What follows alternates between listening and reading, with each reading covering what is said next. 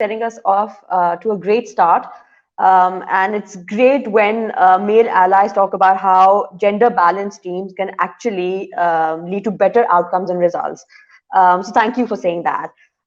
We're very honored and privileged that today we have two brilliant female leaders as our keynote speakers.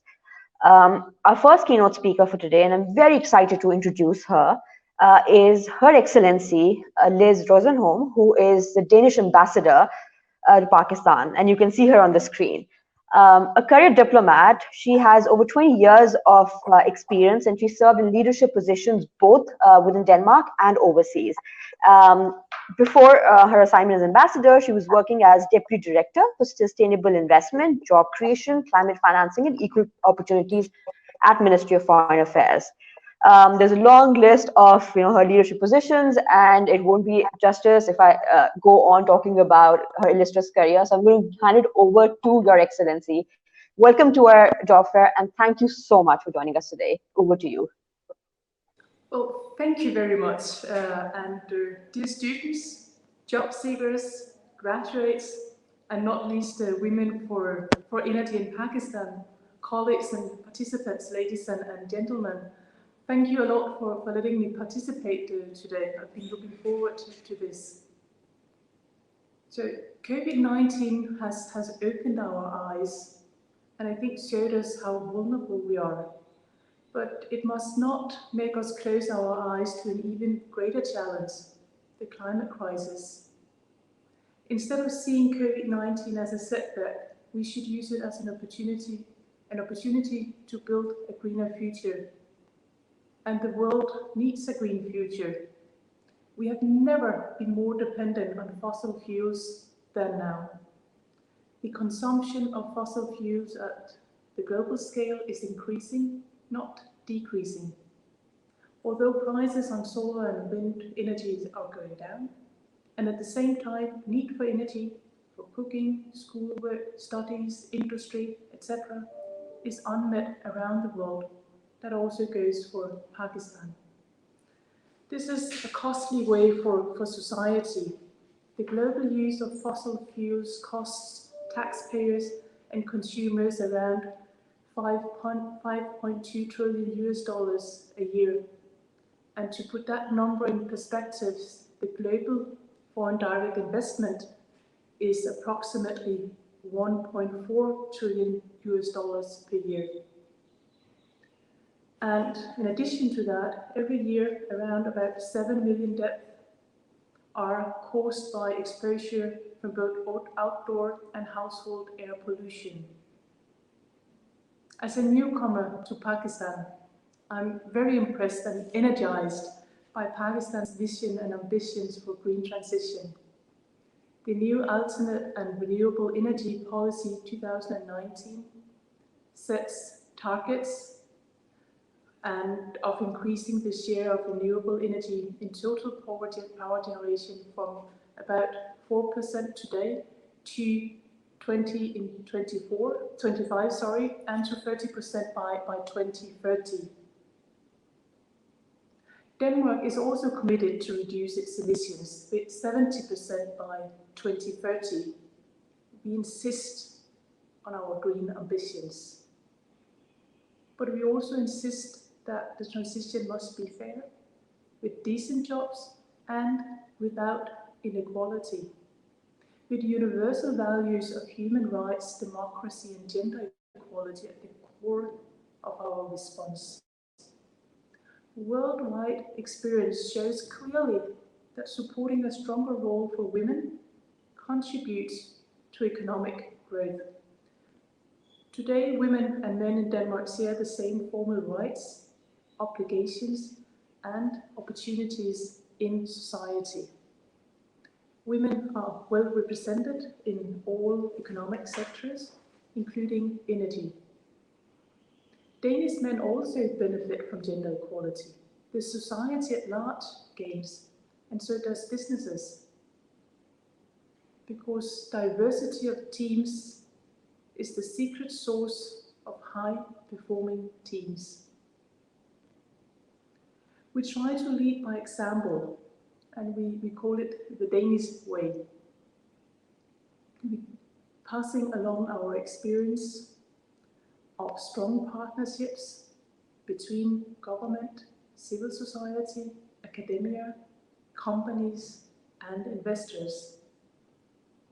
The Danish way illustrates that it is possible to, at the same time, grow the economy and reduce the emissions. And if you're to remember one thing from my intervention, please remember this. You can grow your economy and at the same time reduce emissions. The Danish way started by a crisis. In the 1970s, a hike in the prices of the oil imported from the Middle East forced us to take a long and hard look at ourselves. We were so dependent on imported fossil fuels. So we started to substitute fossil fuels with renewable alternatives. We changed the energy system to allow for integration of renewables. We collaborated with our neighbors. So when the wind is blowing in Denmark, surplus green electricity is sent to Germany, Sweden, and vice versa. We invested in research and development. We created knowledge and skills for a green future, and we still do. We also built a world-leading industry. So it proved to be not only the right thing to do, but also very good economics. Number of jobs in the green sector is growing, and jobs in the green sector pays better. And this is the Danish way, and it started by a crisis. Crisis called for unity. We fight COVID-19 to protect the weakened and elderly from suffering. We fight climate change to protect the young and unborn from a future of misery. Turning crisis into opportunity is perhaps the greatest gift of humankind. So let us use it to bring hope, change, and a brighter future for all. I would like to thank Women in Energy for providing me this platform to share with you the story of Denmark's green transition and to share with you the importance of gender equality. Thank you for listening. Thanks. Thank you so much, Your Excellency, for this speech and telling us about the values of gender equality that Denmark espouses and the green energy transition that Denmark has seen. And we look forward to partnership between the two countries, but also partnership between the Embassy of Denmark and Women Energy and Women Engineering Pakistan for increasing female labor force participation, but also increasing or encouraging more girls to come into STEM fields. So thank you so much. And with that, I'm going to move to our next keynote speaker for today, who is Miss Melinda Good. Melinda is the operations manager at World Bank Pakistan office. She oversees the investment program in Pakistan, which covers human development, sustainability, infrastructure, economy, and competitiveness. Melinda she started her career as a lawyer in a private firm, and she's also worked with Asian Development Bank and Millennium Challenge Corporation. As you all know, World Bank has been working with the government and the private sector to create an enabling environment to have more women in the job market. And I am extremely excited that we have Melinda today with us as a World Bank staff myself. So thank you, Melinda, for joining us today, and over to you. Thank you, Sadia, and good morning, everyone. I hope you can hear me. So I want to also welcome everybody to this STEM Forward, fabulous name, mega online platform, and really thank We Power. Thank you, Sadia. Thank our partners in Women in Energy Pakistan, Women Engineers Pakistan, Women in Tech, and Code for Girls, among so many others. And I'm mentioning that because I also want to share a small personal anecdote. I came to Pakistan very early in my professional career. In 2000 was the first time I had visited. And I remember thinking at that time, even as a more junior professional, that quite often I was the only or one of only two women in the room. And I wasn't even working in a technical field. I was here working in development where there actually are more women. And when I came back in 2017, one of the first things that I did was attend a meeting like this with women who were beginning to put together We Power. And I also started going around to national incubation centers and to universities. And I was completely blown away by the number of women that I saw kind of coming into the public space and trying to be heard and trying to study. And I know that it's still not enough. I know that still we have only here about 23% of students are women in the tech fields. And I know that it goes down significantly when we start to talk about women entering the workforce. Nationwide in Pakistan, it's less than a quarter. I know that the goal is to get it much closer to 50%. And I know that in the tech fields, I've been looking at some of the statistics. You know, there may be 23% of you sitting in a classroom, but over time, as you begin to move into the tech fields, you start to see these many fewer women around you. And I see a figure that it's close to 4% in these tech jobs. And that's very few women role models that you see around you. And someone also told me that a study has shown that at the senior levels, it goes down to 2%. You know, so we're all here together today. And I'm really honored to follow the Honorable Ambassador. As soon as she arrived here in Pakistan, we met, and I know her commitment to this and having women really in leadership positions like this, as I hope many of you will be, is really the key to the future. And quite frankly, now is the time. You know, we're in the middle of this pandemic, and the fact that this group was able to organize a job fair like this at a time when there's great change in the country is phenomenal. And I'm really impressed with this platform as well. I've been doing several events like this. And what you have planned for the day where people will be able to interact with mentors and network. This is how people get jobs. This is how men have done it for years. It's what we all need to learn to do. It's something I need to continue to learn to do at each stage of my own career. And the fact that, you know, this group has been able to find a format for all of you to do this is really, really incredible. And I think it's a model for the region and quite frankly, a model for all of the countries that we're talking about. The ambassador also brought up a really important point about why this is the time. Pakistan has made a serious commitment to changing the energy mix. Now, we know policies can take a while to implement. We know the devil is always in the details, but it's a really significant statement that the energy sector wants to move towards 60% renewables and hydro by 2030. What this means is that things are changing. And often when you are a young professional, or if you're a woman who wants to re-enter the workforce, because many of us go in and out of the workforce, you know, when there's change, that means there's an opportunity for you. And so now is a golden opportunity. It's a green opportunity, even in the midst of this pandemic. And I don't say lightly about the pandemic. I also saw a statistic that we're not surprising to anyone who's connected. The COVID situation has hit women harder. Many women are working 2-3 jobs. I've seen that almost a quarter of women who actually were in the formal workforce have been laid off or had their hours cut or lost their jobs during this time. So that makes what this platform is offering to do today even more important. This is a global commitment also.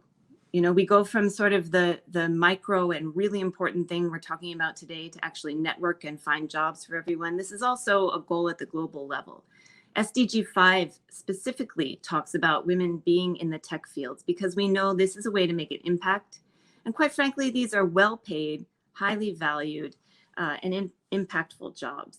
And in the World Bank Group, this is also a big commitment for us, both in the work that we do with the government and the projects that we help finance along with other partners, and also what we do in our office. When I came, we did not have very many women in our office here. And the person who I was working for and the person who I was replacing made a commitment to change that. And so we actually have now hit this 45% of women in our own workforce and having women in senior roles. it actually shows you how hard this is, that an organization like the World Bank had to set a goal like that and make a conscious effort.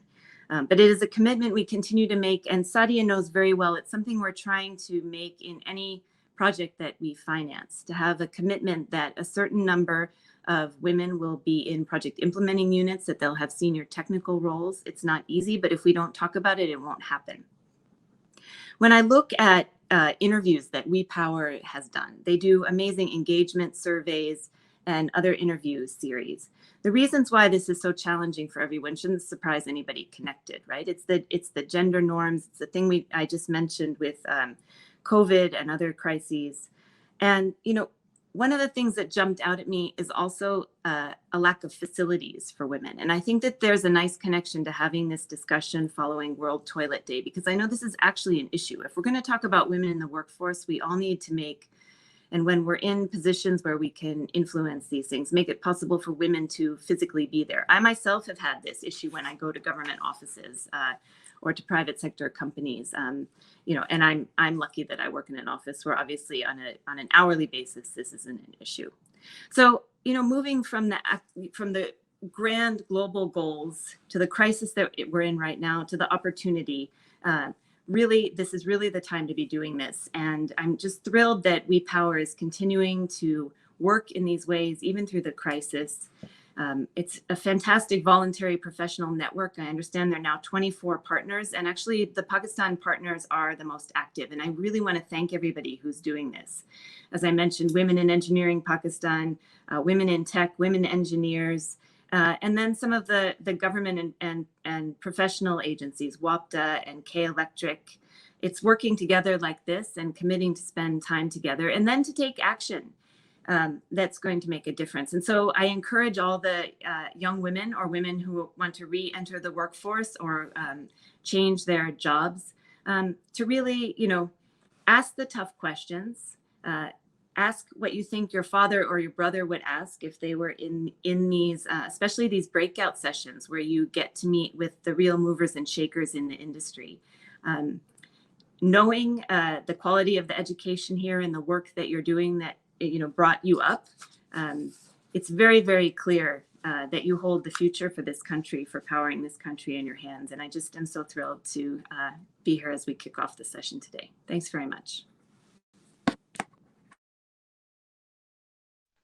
Thank you so much, Melinda. And thank you for talking about the work that the World Bank is doing, especially with our implementing partners. And thank you for the advice that you've given to the young girls or graduates who are going to be engaging with the exhibiting companies today. I think this is a platform for them that they can really take advantage of. And I know that in July and June, when a lot of graduates were coming back from their after completing their masters, I got a lot of LinkedIn messages asking me how they can navigate their way through this pandemic and the job market, because I mean it affected all of us, and we're very lucky that we had our jobs, but I know how difficult it has been for a lot of women, especially with work from home and managing both household duties as well as work. So thank you again for that address. And now we actually have 10 minutes, but before we move on to our next session, I'm going to thank our generous sponsors without whom this job fair would not have been possible. First, of course, World Bank Group through the We Power Network, which has been one of our strongest allies and partner for this job fair and for a lot of other initiatives of Women Energy Pakistan and Women Engineers Pakistan.